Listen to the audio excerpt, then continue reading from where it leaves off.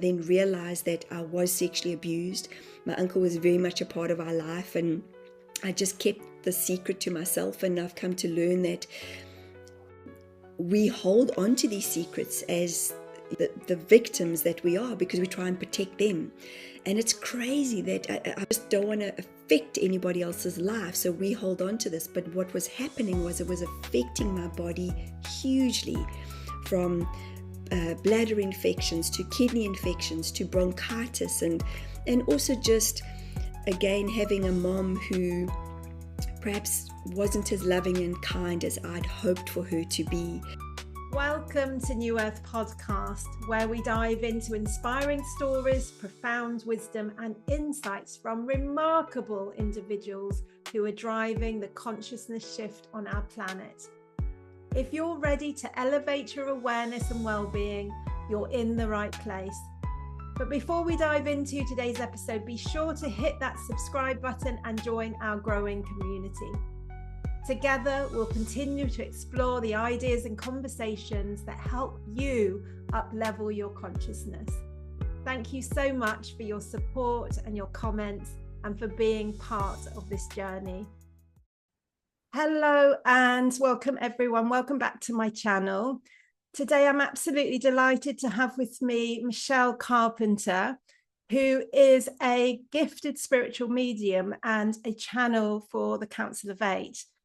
And what is so interesting is, as we start this podcast, the day prior to this in Portugal, we have had a complete outage of power. So I'm feeling a little bit discombobulated myself. I've just spent a moment grounding before this podcast, and I questioned whether we should cancel it today, but I feel very strongly that what is going to come through is really going to be beneficial for people. So I'm just being authentic with where I am right now, and hoping that this is going to really support others, because as we all navigate these really turbulent times. So welcome, Michelle. So delighted to have you on the podcast today. Thank you for having me. And it most certainly has been a heavy few days. So just walking the journey with you and everyone that is here at the moment. And we've just experienced, I believe when we send this podcast out in a week's time, it will be a little bit further from this, but we've literally just experienced a new supermoon in Taurus. And I've been following Pam Gregory, astrologer, and she's been really talking about how these are the kind of events that we will be experiencing. I believe there's a grand cross, and Pluto's in Aquarius, and it's bringing up a lot of tension, a lot of disruption to energy grids, power outages. These are the sort of events that we'll expect. So it's interesting, because who knows where we'll be in a week's time when this comes out. It just feels like things are moving so quickly at the moment. Incredibly quickly. And I'm incredibly sensitive with the work that I do, and I haven't been sleeping, been waking up myself at all times of the night, and I can just feel this energy. It's so palpable, and it really is the shift that we've all been waiting for all these years. So yeah, I know Pam has said that this is a fundamental year for so much change, but they as astrologers can't even kind of comprehend what's happening with all these changes with the planets. So it most certainly, I know that the Council of Eight had shown me at the beginning of this year. I always have this kind of catch theme or catchphrase, and mine was rock and roll. And I always negotiate with the Council of Eight, and I'm like, guys, you should have told me to rather tuck and roll, because that's what it feels like.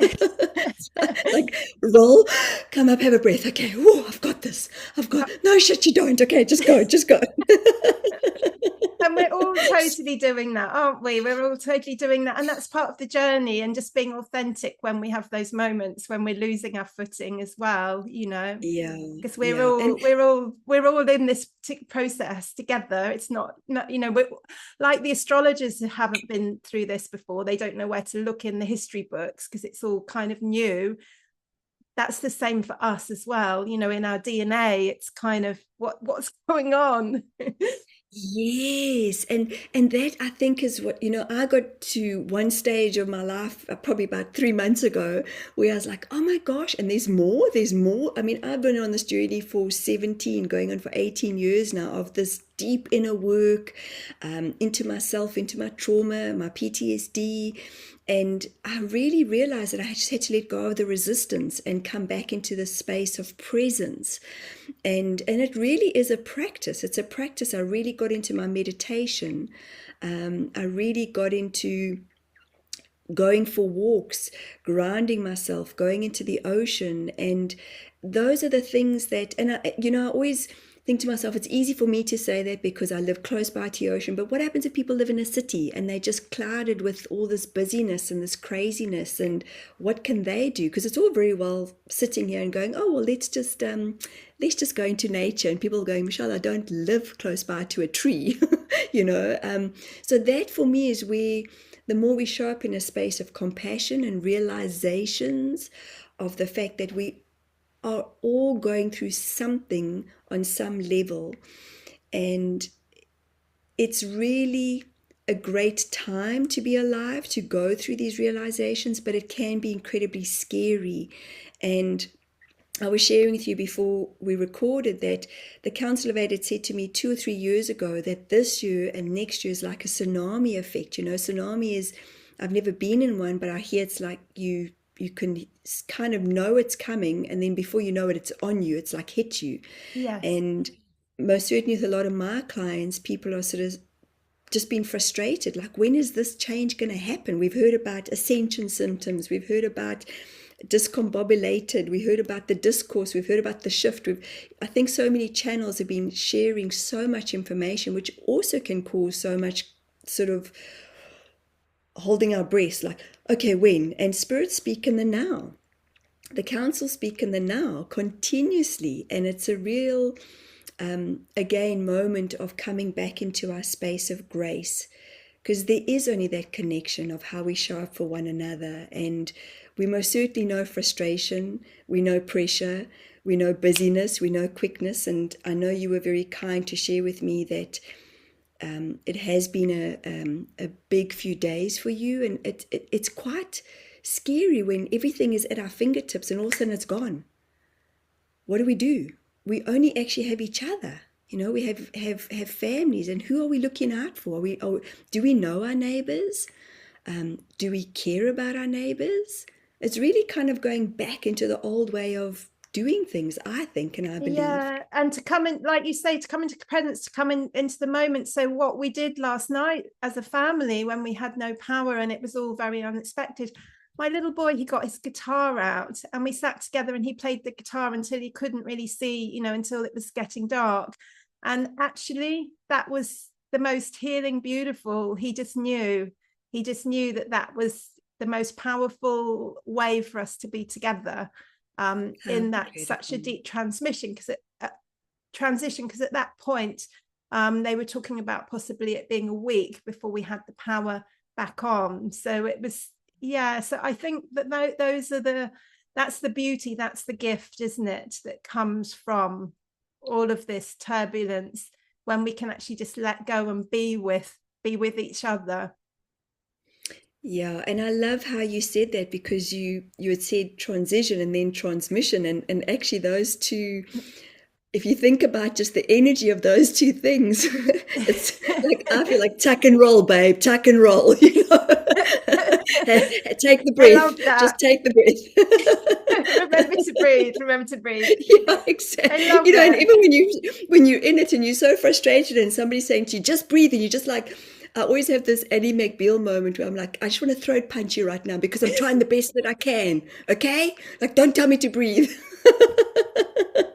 Like, do you know what I'm going through right now? Love But it, Michelle. again, I love that's your learning the authenticity. compassion. That's so amazing. And I understand you're going to be channeling the Council of Eight, and we're going to have a little Yes, conversation about the current energies and their take on this awakening journey that we're all on as well, and some of the kind of chaos that we're needing to experience as well. So very much everyone so. do stay tuned for that, because I'm sure that's going to be incredibly insightful.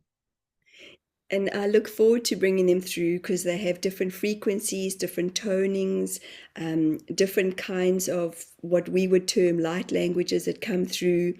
And my hope is that for, whoever is watching this and feeling this, that they really hone into their bodies, because this is part of our system that is going through the upgrades. And as you were mentioning about astrology, none of us know what this feels like. Nobody's gone, well, here's the book. Like, this is what's Yes. happening to your DNA, people. And that's what they work with. They activate and work with us on a cellular level. And that's what I love, is they're very humorous, and they laugh at us a lot because they keep reminding us, like, you guys are so powerful. You are so powerful. You've forgotten. It's like, well, you've just given away your power. So when are you going to take it back? And I feel like this is all part of the change that we're in. And so they speak truth for your viewers that haven't heard of heard of the Council of Eight before. They do. They're honest. And that's what I love even about the telepathy tapes and these beautiful nonverbal autistic children. They're so honest. They're so raw in what they share. And you got children, and children just say it like it is. And that's what I'm loving about this momentous flip that we're in, because it's like a time flip.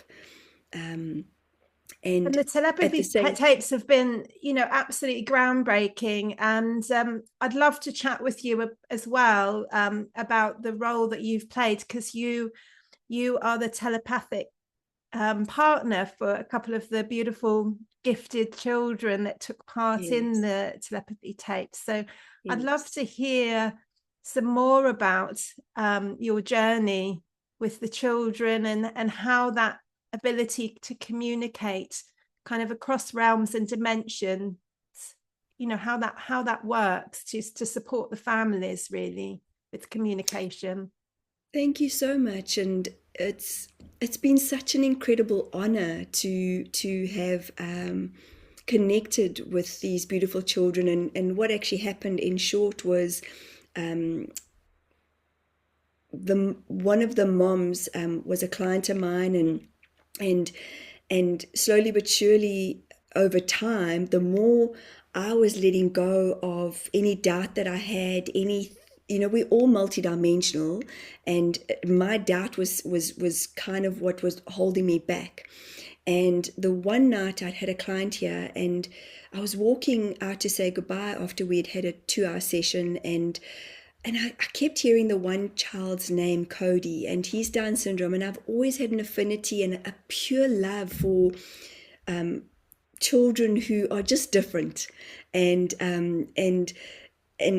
I heard Cody. He was like, Cody, Cody. And I sent her a voice message, and I said, I think Cody's talking to me. I could be losing my mind right now in this moment, but I really feel like he's talking to me.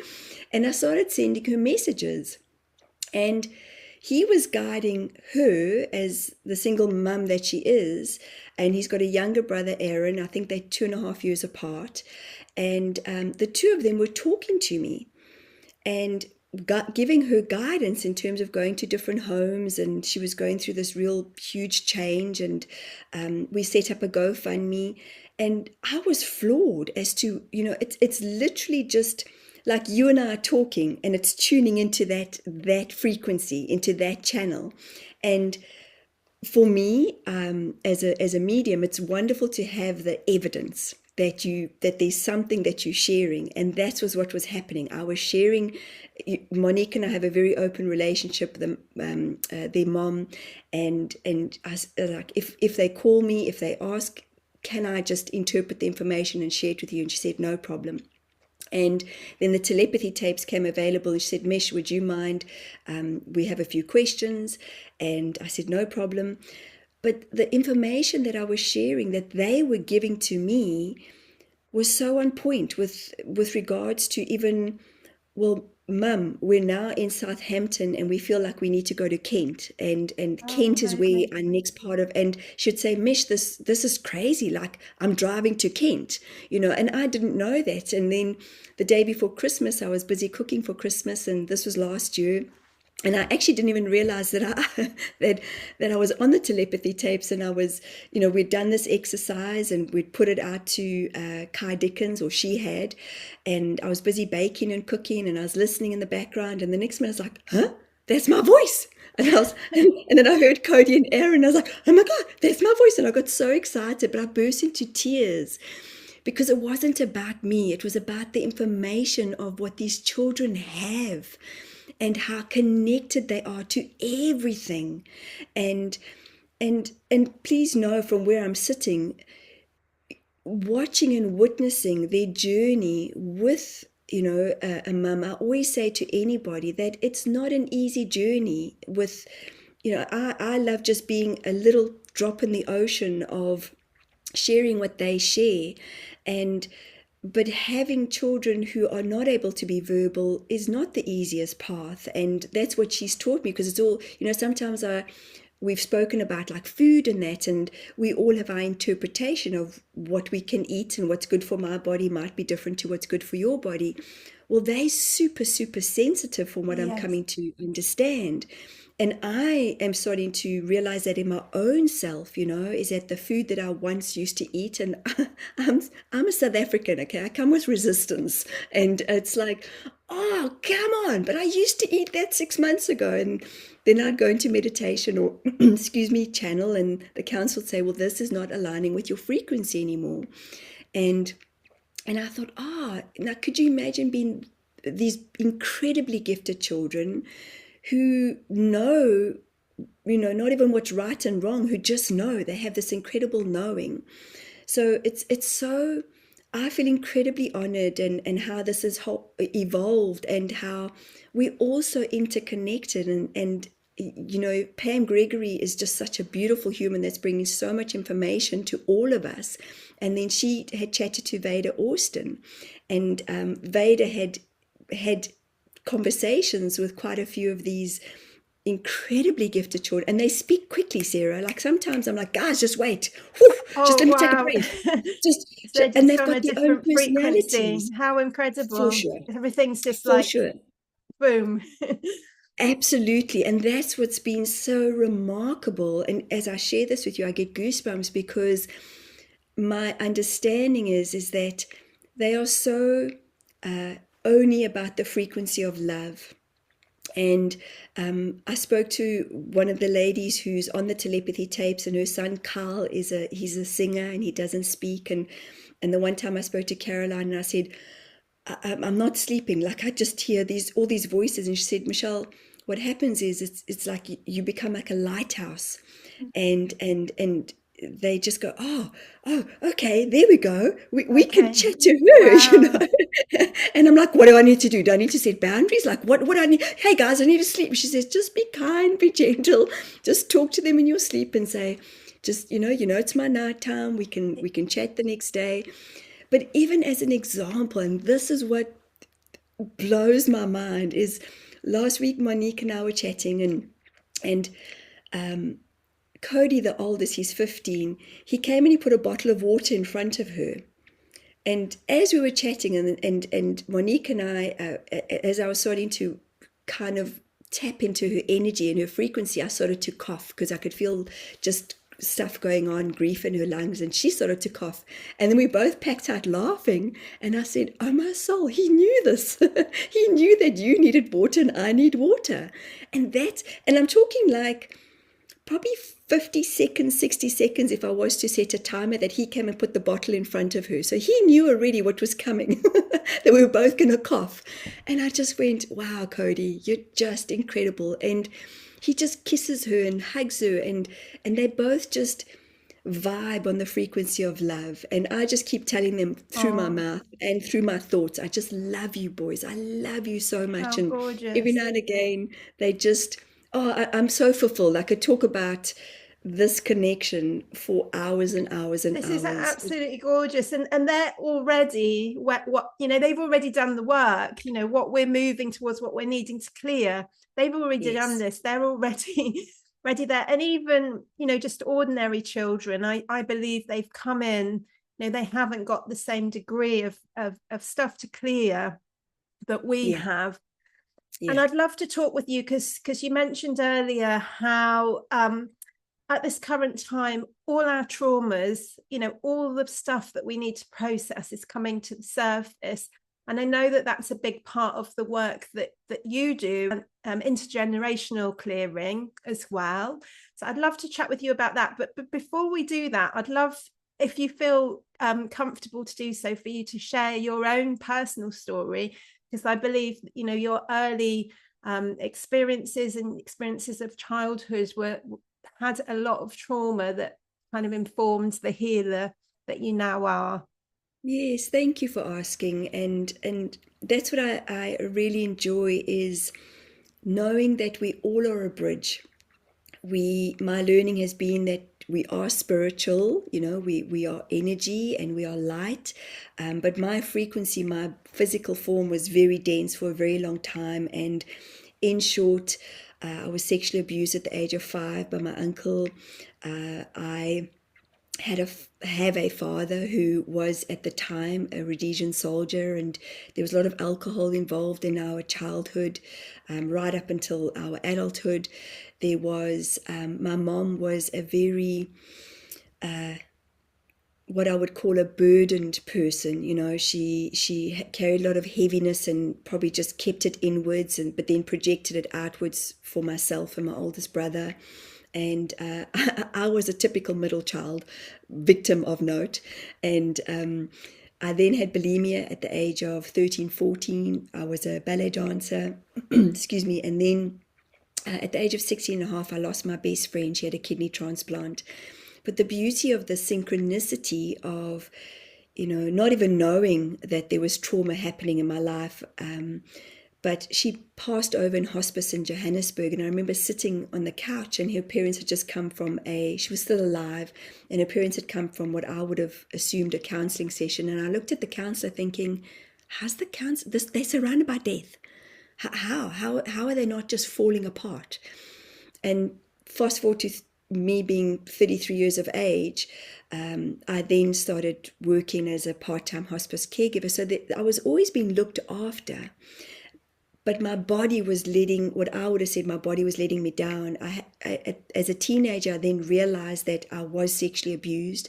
My uncle was very much a part of our life, and I just kept the secret to myself. And I've come to learn that we hold on to these secrets as the victims that we are, because we try and protect them.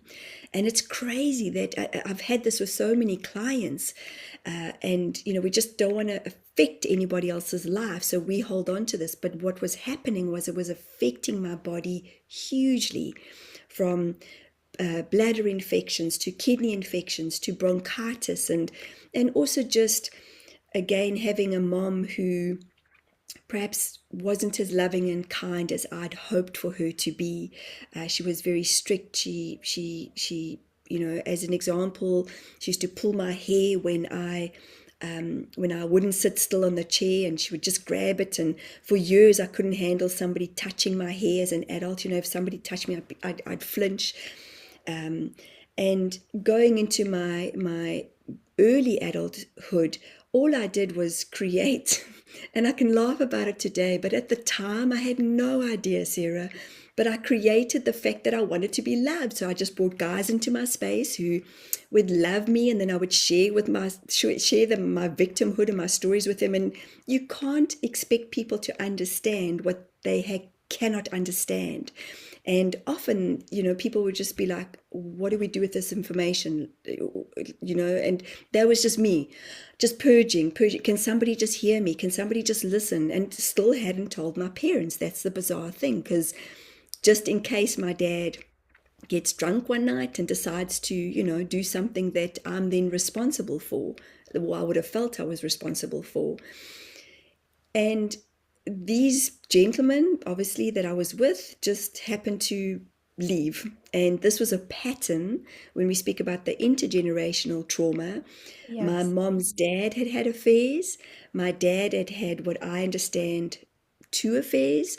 And I then had guys that came in and left, and I then got married at 24. But just prior to getting married, I had a very, very big moment in my life that I just suppressed even more so.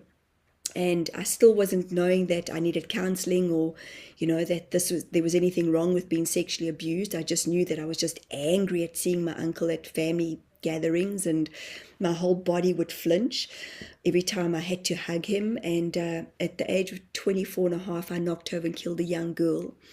I was in a sales role, and I looked down to put a straw into my cool drink. I was on my side of the road, and she had run, and I didn't know what I'd hit. I was in farm territory, and I'd suppressed that. And a few days later, I'd gone on holiday, and I just partied up a storm, drank, got drunk, just suppressed the pain. And somebody had said to me, "Why don't you go see a psychologist?" And I did. And my mom's mom was in and out of hospital and on tranquilizers for most of her adulthood life. So I was very aware of this, and I didn't want to go on medication, and again wasn't feeling heard. So I said to this person, this psychiatrist, I always get confused between psychologist and psychiatrist, "I don't want to go on antidepressants." And they said, "Well, we can give you one that's going to make your breast milk, because it's for mothers who have had newborns, and we've got another one that's going to give you diarrhea." And I just thought, I'm not feeling heard here. And I took the script and I walked away, and I never thought of it as a brave moment up until probably about 5 years ago, where I went, wow, that took a lot of balls, Michelle, to just take the script and throw it away. Sometimes in hindsight, I wish I was like, oh my God, if only I'd known. Maybe that would have helped me a little bit. But I just continued in this perpetual cycle of fight, flight, fright. And again, not knowing any different. Within that time period of knocking over and killing a young girl, I then met my ex-husband, and within 8 months we were married. And if I look at those wedding photos, I was dressed old, I was all blotchy, bless his cotton socks, that he then a few years later had an affair. So you see the cycle, the patterns that were all interconnected, and I chose to leave. We had a young baby, a little girl at the time, and my parents begged me to stay with him. And I was like, no, I've got to do something different. I've got to choose me. And it was hard because I was so angry. I was devastated. I knew the reasoning why my parents, had asked me, because of their staying together. And I'm like, no ways, man. I'm never going to trust this guy again. And what had actually happened was, that was the great awakening. A friend suggested to me to go see a clairvoyant. And this clairvoyant was a young man. He said, and the only thing that stuck out, well, actually there were two things, was I was so angry at him because I wanted him to fix my anger with men. And then the other thing was, he said to me, "You just don't know how to love yourself." And I could remember that Ally McBeal moment, like, throat punch moment, like, what the hell do you mean? And I think so many people sit with that. We go to these gatherings or these retreats, and it's just like, just love yourself. And when you've got no freaking idea where to start at the age of 33, what does that even mean? But there was a great turnaround where his mom had run a part of hospice where I used to live in Johannesburg. And he said, "I suggest you go on this weekend." And I did. And that's when I started to wake up to know, oh, my soul, I just suppressed so much of what I didn't know that I didn't know.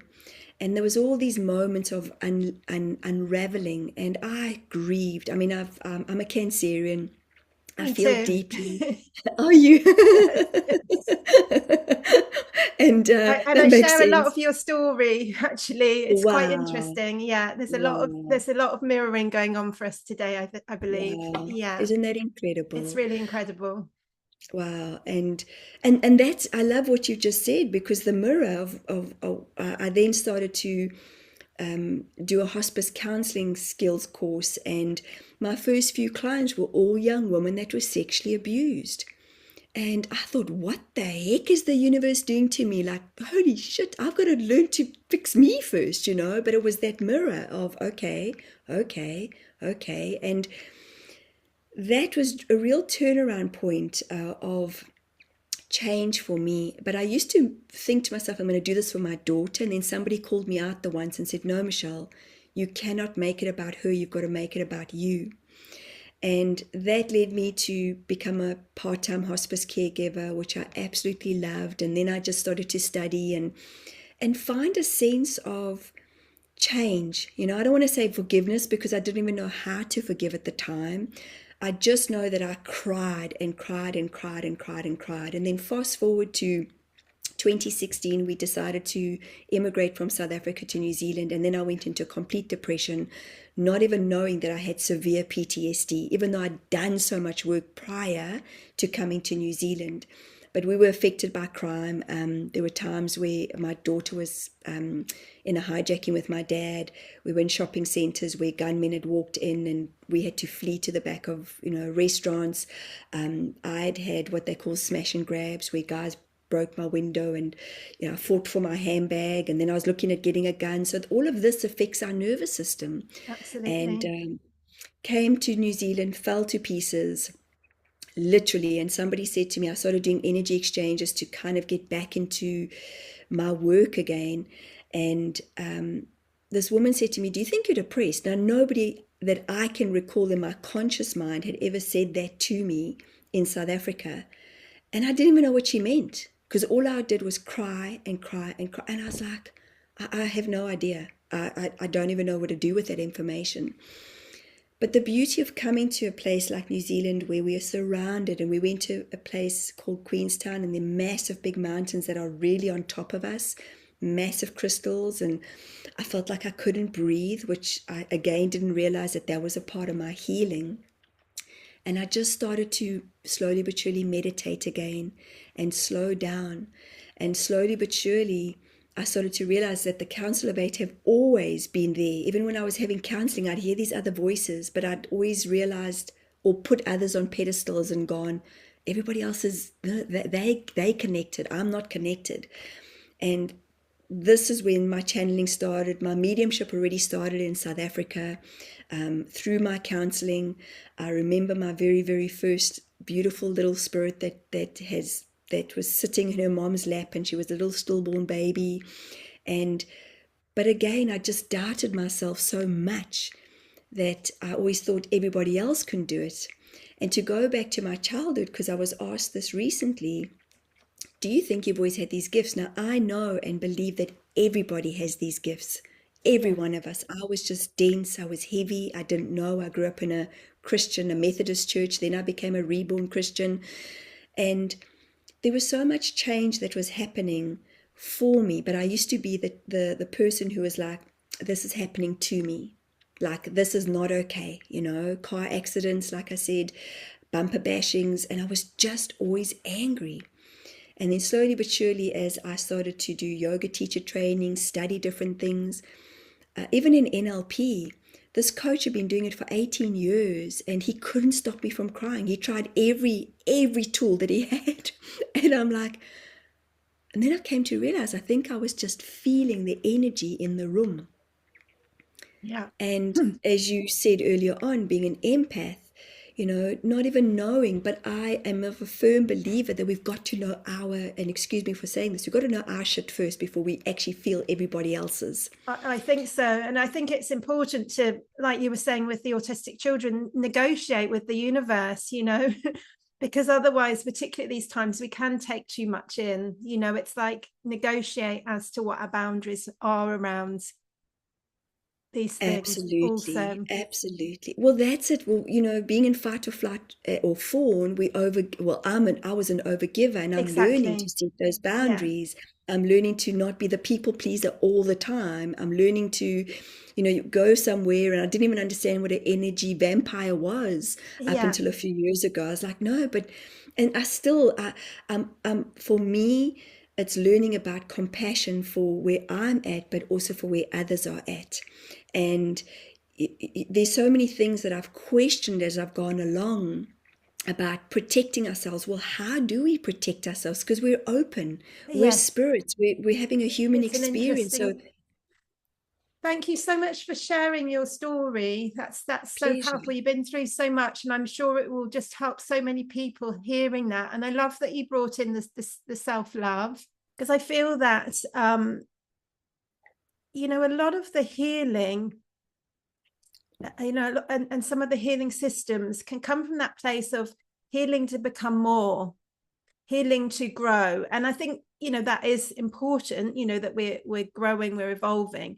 But actually, the biggest healing is to just be with what is, and to develop that love and acceptance, no matter what's going. Someone recently said to me, it's really difficult, that came for a session, and they said it's really difficult for me to present myself as a healer when I'm not in a good space myself. I'm going through so much, but we all are, like you said about how you had the clients that were victims of sexual abuse, and it is because of that mirror. But at the same time, even if we haven't fully gone through it, we are able to hold the space simply through having experienced it. We're able to. So it's such a powerful time to have that compassion for ourselves and for others, because we all are having moments when we're being knocked off our center. Very much so. And I love how you said that, because that's the elevation in our consciousness. And I used to very much sit in my emotions. I'm processing for days. My husband would say to me, seriously, Michelle, how long are you going to process for? And I used to question. I go like, well, my mom used to sulk. So am I processing or am I sulking because I'm not, in control of the situation? and it's kind of sucks sometimes where you're like, shit, I'm becoming so aware of my own stuff, and but it's not judging it, and it's learning to become the observer. And no matter what I'm enjoying about life, and the more we let go of what no longer serves us with no judgment, is that I can have stuff going on in the background, or I could come out of perhaps an argument with my husband or reprimanding my son or whatever, and I've got to suck it up. My father-in-law fell when he was here visiting, and I had to within 15 minutes, I had my Council of Eight portal, and we were waiting for the ambulance to come. And my husband said, it's fine, go. And I was like, no. And I went, actually, I can do this. And it really is just getting out of that and going, actually, this is who I truly am. And it for me, it's not always on point, yet that's how I like to push myself. And because, somebody might say, well, you wear different hats. And of course we do. We have different labels. And that's kind of who we've become, who we are. And again, everybody's multidimensional. And it's just a learning to accept. And it's a learning to not sit in the suffering, because that was part of my moments of even being depressed. I sat in the suffering where I'm processing. For me as well. And someone once said to me, that I got stuck in the Pluto energy, that whole kind of image of the lotus flower. It's time to come into the sunshine now, Sarah. And that is like, we can be so kind of conscientious in doing the inner work that we can kind of get stuck in that. And like for me now, it's like about, okay, I want to have some fun, I want the love, the joy, the connection, and it's that dance between the two in a way that's so beautiful. Absolutely. That is it. That I love what you're saying, because I think we can be like these Debbie Downers. I most certainly was. I would drive everybody mad. How does it make you feel? How does it make you feel? And I'm talking in social environments. And it doesn't mean, my husband would look at me and go, we're here having a few drinks. Like, can you just let these people be? You're not here to counsel them. And I'd be like, okay, like Debbie Downer, but I was so, and it was an addiction, because I was listening to Wayne Dyer and Louise Hay, and I wanted more and more and more and more and more. And then I was blessed enough to go into one or two plant ceremonies with shamans. And that's when you just realize that everything is there. Everything is here. Everything is now. And that's where I started saying to myself as well, I need more fun. I want more fun. And it's a moment. It's a moment of grieving. It's a moment of allowing. It's a moment of letting go. And then we acknowledge ourselves for allowing, and then we say, okay, here I am. I'm back in my space of grace. And for me, that most certainly has been the learning, is just letting go of what doesn't serve me. But if I'm triggered, if I'm irritated, I would still go for a walk, stomp it out, swear, I get it out my body. I don't want it to sit in my body. And breath Yeah. work has been key. It's been key to help me with my nervous system, especially because I didn't know that I had PTSD until somebody mentioned it, because I just flinched at everything. So it's really working with that compassion, which is the parasympathetic nervous system. Thank you so much for all your sharing. I feel like we could talk for hours, and I know that we want to channel the Council of Eight. They Yes. must be itching to come through by now. They know I'm a talker. I'm like, hey, you guys chose me. We're taking over here. We need to leave some space here. Is there anything you want to share about the Council of Eight and who they are briefly before we chat with them?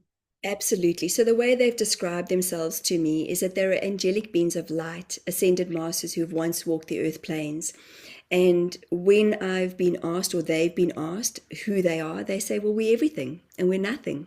We're interconnectedness. We're consciousness and we're unconsciousness, and we're everything that's conscious. And they come through in a way that is light-hearted.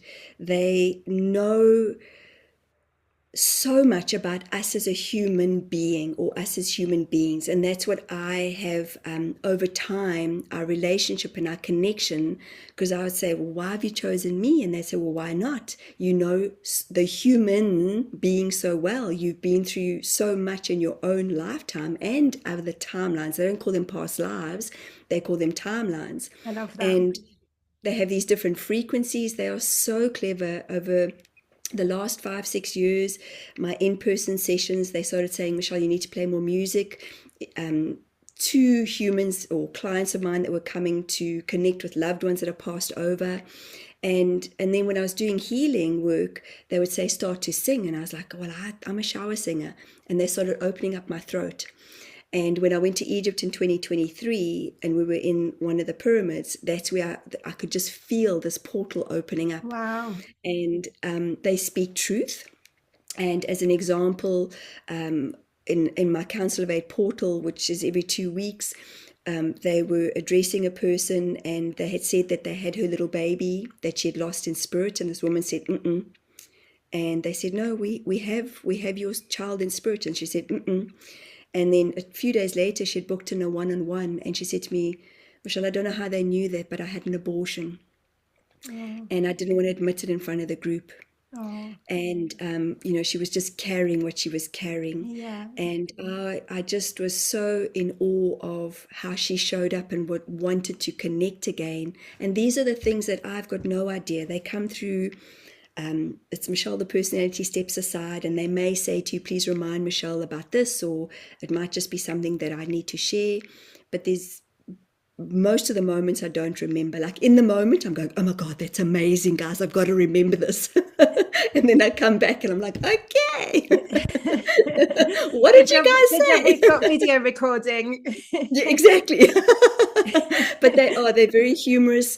They work with frequencies with my hands, and they want to elevate who we are and not to sit in who we are as human beings. So I take a few breaths and then I'll bring them through. Thank you so much.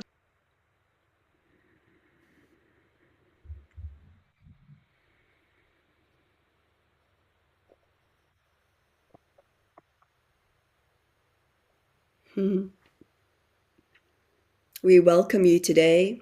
We are so excited for this reconnection, as it is a reconnection between yourself and Michelle. And we say to you that we know that humanity is in this rapid change of creation. Many humans right now are skedaddling like mice, may we say, and the mice are non-fearful. Yet there are many that feel as if that they have held on to so much of the past. And notice how we say this. They feel as if they have held on to so much of the past. Well, this is not true, may we say.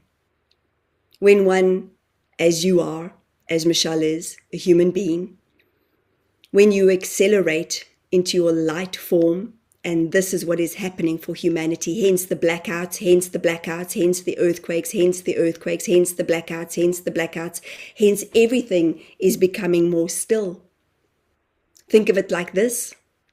You can have a canary who is singing beautifully in the background, or you can have a huge, huge, huge, huge squawking eagle that is circling and circling and noticing, yet it notices its prey. You're perhaps wondering where we are going with this right now. And we say to you that this is the time of you humans being the squawkers. This is the time that you are not here to be the mice. This is the time where there are so many energetic shifts that are happening on your earth plane. They are happening out there within the stars, within the collectives, within the planets. And now it is all the intentional energy of what it is that you want. You humans think you know what you want, but yet we say to you, and as we are observing your heart beating together, what is it that you truly want? Many feel as if they are holding on to crutches of the past. Many feel as if they are limping. There is huge amounts of loss. We know this, we see this, we understand what is going on for humanity. And we give you the analogy of the limp. We give you the understanding that it will feel as if you are needing crutches. There are many humans that are not understanding the frequencies of the change. And many will decide that they can no longer stay. Please know this. This is a break-free year. Listen to what we are sharing. It is a break-free year. And notice how we are using Michelle's hands right now. When there is a big gap, a huge pause, silence is golden, is it not, beloved Sarah? And notice how you decided that something needed to change. And the frequency of what happened in your country, and there will be many other countries that will be, may we say, endearing, not enduring, endearing the changes, as you are an energetic being of light. We talk about the one, as there is only one. And yet, as you are in the learning, we love how you had said to Michelle so many times, bless you. Thank you so much for your compassion. This is the true formation, is what is happening within the creation for humanity. We hope this makes sense. If you have questions, please go ahead. Thank you so much. I'm interested that you used a couple of words. One was break free, because my understanding, is that structures are breaking down and that the breakdown comes before the breakthrough. But you use the word break free. And then you also use the word endearing rather than enduring. Can you expand a little bit about your choice of words and how we can really begin to embody? We most certainly can. Well, how many of you have felt shackled for eons? How many of you have talked about the slaves, the times of yesteryear? How many of you have said to yourself? How many of you have portrayed looking down on others? How many of you have said to yourself and to others, we are tired. We wish for freedom.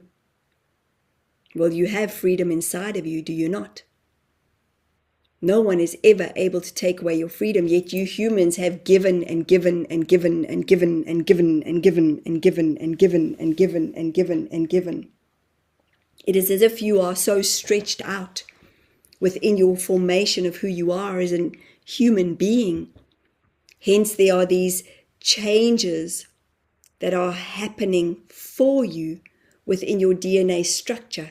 And notice how we are showing you with the tweaking, a tweaking, a tweaking, a tweaking. If we were to give you the rapid change, you would be spinning. You would be off your axis. And Earth has been off its axis for far too long. So we talk about breaking free. How many of you are changing your stories? How many of you decided that freedom lies within? It is in the simplicities of life. And we know that there is very much an imbalance on the human plane right now, as you humans have been warring it at each other for far too long. So this is a time. How many humans have decided this is our land? And we say, really? Truly? It is all for all of you to exist upon, is it not? Yet your governments have claimed everything, and you have all allowed it. Your ancestors have allowed it. Your ancestors were the slaves. And now we say it is time for you to break free in your own internal freedom of peace. When we speak about the endearing, well, is it not a softer word? As when one is enduring, they are in suffering, and we do not see humanity as in suffering. We see you in the light that you are. Yet humans love to stay in suffering, do they not? And we say it with a smile on Michelle's face, as it is laughable. How many of you are deciding, we think we'll just ponder like Socrates. We think that we may be able to exist in a different timeline. We think. Well, you are all overthinkers. And when one is slowing time down, which is happening for you all, the qualities, the vibration of endearing is where you show up in compassion for one another. When one is looking at another one, you are looking at self, are you not? Are you not all tired of pointing fingers at one another? Are you not all tired of the wars, of the destruction? Are you not all tired of being on your phones? Are you not all tired of looking outwardly for others to make you happy? Are you not all tired of looking outwardly for others to fulfill you up? So what we have noticed is that there is a huge amount of theories that you humans love to profess. There is something as simple as, are you ready to walk your talk? You do not walk backwards. You all are walking forwards. And we are so excited. We are so excited. We are so excited for this monumental change, this flip of evolution that you are all within. Notice how we said that, within. Yet there is a huge amount of shifting and changing as you humans have stifled.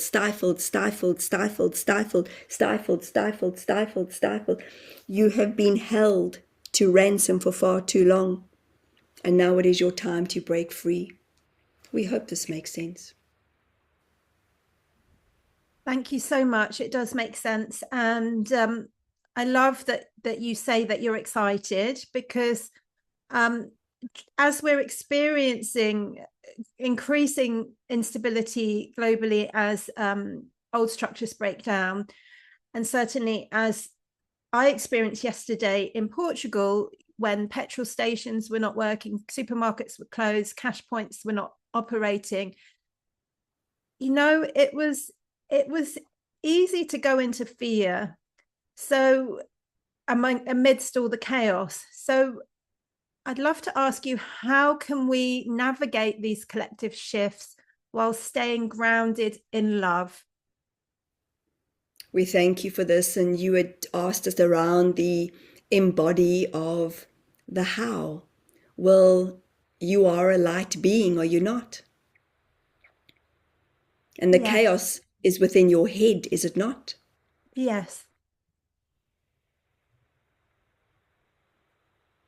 Simple.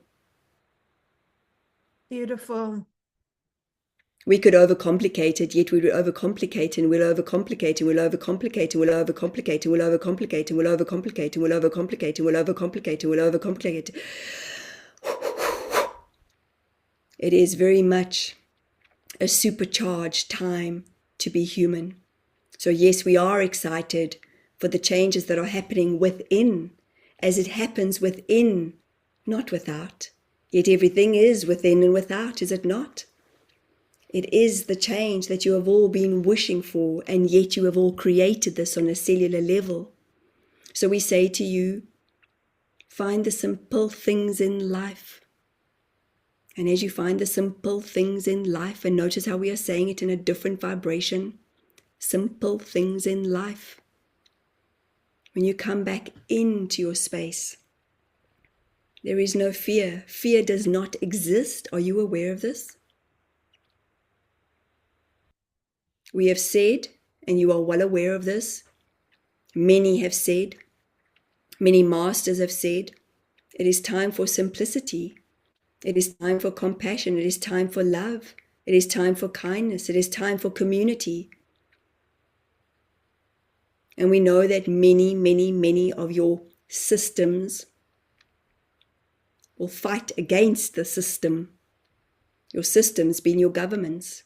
Your systems being the people that have created all of this in the 1960s. This is how far it goes back. So we say to you, trust in you. Trust in you, as there is only you. And as you trust in you, you trust in the human standing next to you. Are we making sense? Absolutely. And trust in humanity as a whole. Correct. Correct. We find it amazing that only when there is chaos, there is order. It all exists in the same timeline. And when humans go through loss, they come together, do they not? Absolutely. And now is a time not for devastation. Now is a time not for suffering. Now is a time for...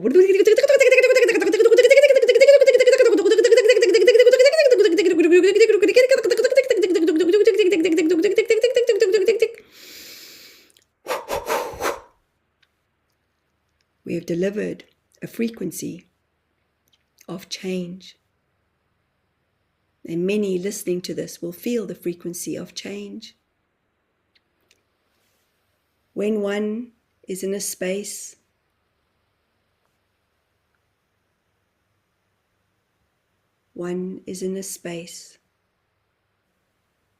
we find that many humans overcomplicate.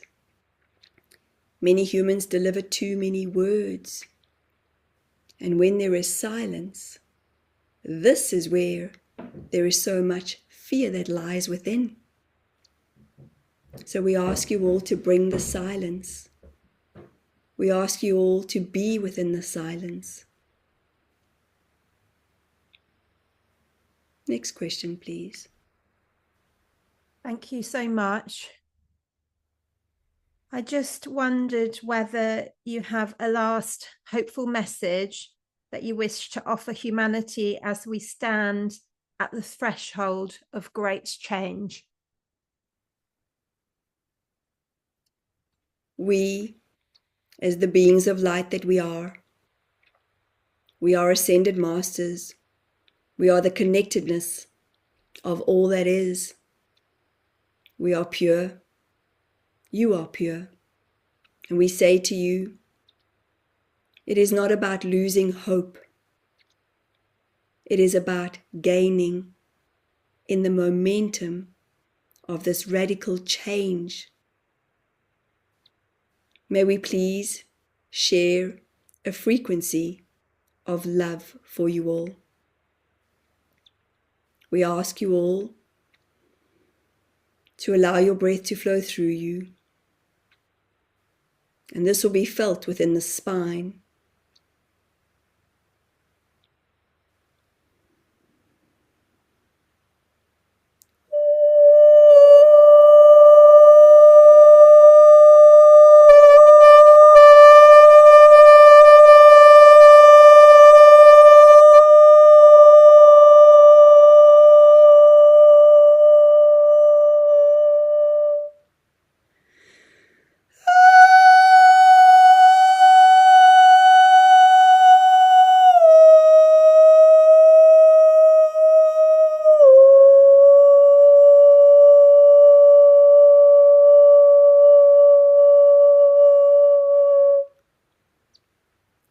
Your filaments are all being upgraded.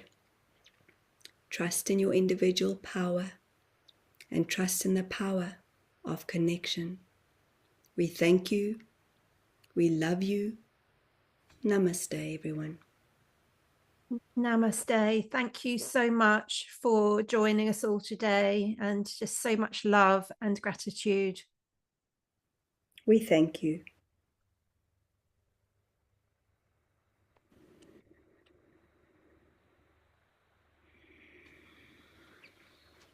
But I'm just going to... Wow. Thank you so much, Michelle, for bringing that through. So welcome. My pleasure. Really, really powerful. And I feel that that's going to be so helpful for people. Yeah, it's. I really hope so, and actually, I know so, and I know because so. Yeah. So thank you for asking, and yeah, it's most certainly is a time of change, and I don't think any of us even know what's coming or what it looks like or what it's going to feel like. I just think we have to, as best as we can, stay in our hearts. You know, a lot of us are going through massive, massive loss on so many levels. And with loss comes grieving. Yes. And I say to anybody, and I love seeing your mascara because, you know, it's us, our tears are so scientifically designed to bring healing. And Absolutely. it's something that our children do, or we as children did so easily. And then we kind of just hold it together, you know, because what happens if, or whatever, how we were conditioned or how we Yeah. were taught not to cry. And I feel that I know in my own life for the last week, whew, it's been, my life has just done a 360-degree flip literally in the last week. Wow. And I have just had so many moments of grieving and crying and grieving, and there have been moments because I just allow, it's like a purging, and then I'm like, okay, I can breathe again. I feel like I can just expand again. And then I go for a walk, or I go for a dip in the ocean, which is cold, and you know, I have a cold shower just to know that I'm alive. And that's the beauty of waking up every day, is going, I'm alive. Wow, I'm Absolutely. alive. Yeah, Yeah, absolutely. yeah. And it That, hasn't always been that way. Please know that, you know, I think it's so often it's so easy to sit and kind of profess things, but when you're in the thick of things, it nobody could say anything. You've just got to be in it for however absolutely. long It's it it's a takes. process, isn't it? Thank Yeah. you so much, Michelle. Is there anything else that you'd like to share before we finish up today? I would love to share, Sarah, that we have the Council of Eight portal every second weekend, my Saturday. But if you go into my website, www.michcarpenter.com, and you click on the portal, it's a really beautiful community. It's a safe space where everybody gets to share in our channel, and they come with questions, but we show up for one another, which is really special. Beautiful. And then we have a retreat coming up in Egypt this year, Oh, in wow. August 2025. And we are so blessed to have an original, I say he's an original, he grew up around the pyramids. He is a wisdom keeper. His name is Syed, and I've heard he's of not him. at He's meant to be incredible, all. isn't he?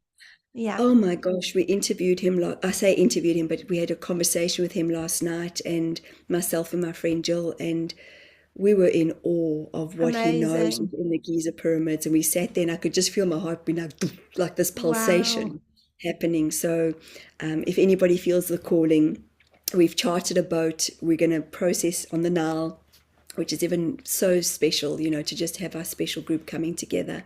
But again, that's all on my website. But I'm so grateful to you for just continuing, and it's really been so special to spend this time with you. And so thank you, thank you, It's been thank you. I really beautiful, and appreciate thank you. you so much. And I'll put all your links underneath the video as well, so that people Thank you can so much, find Sarah. you. So Thank you.